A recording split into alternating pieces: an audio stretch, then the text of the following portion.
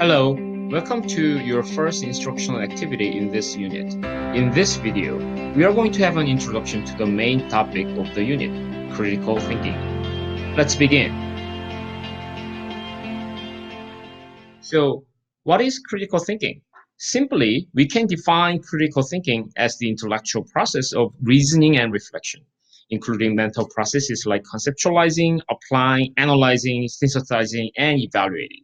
From classroom to the day-to-day real-world context, we use critical thinking all the time. We'll discuss more details later. For now, let's do some thinking exercise by conducting some thought experiment. Here's fast-running trolley. Unfortunately, its brake is broken. On its way, 5 innocent people are tied on the track. Now you, the bystander, can flip the switch to change its direction to the second track, but one innocent person is tied there. So if you flip the switch, you can save the 5 people, but then one person will be killed. And if you do nothing, then the 5 people will be killed. Would you flip the switch or not? Studies in moral psychology show that most people have answered yes, they would flip the switch. Now, here comes a twist.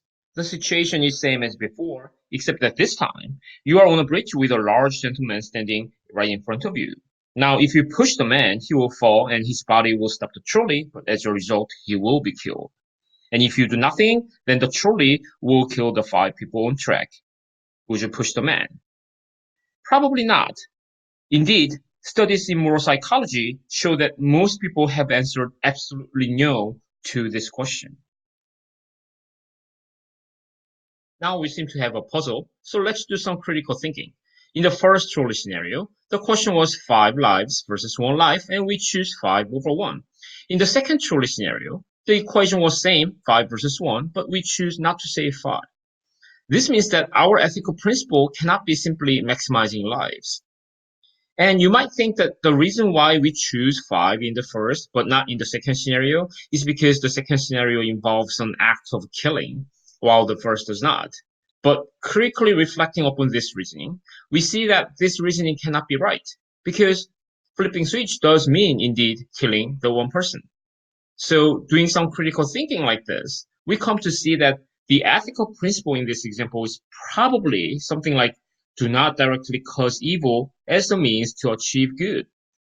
Indeed, in the second scenario, you are using the death of the large gentleman to save 5 people, which is causing evil as means to achieve good, and hence we see that it is ethically wrong. I'm not saying this is the correct answer, nor that there should be only one correct answer to this kind of problem, but in this little thinking exercise, we can see that critical thinking can help us have better understanding of difficult problems and make well-reasoned decisions.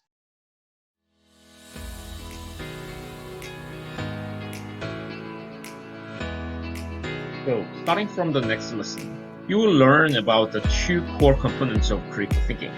The first is skill set, and the second is having the proper mindset, which is being open-minded and to critically reflect upon your thinking process. Enjoy, and see you next time.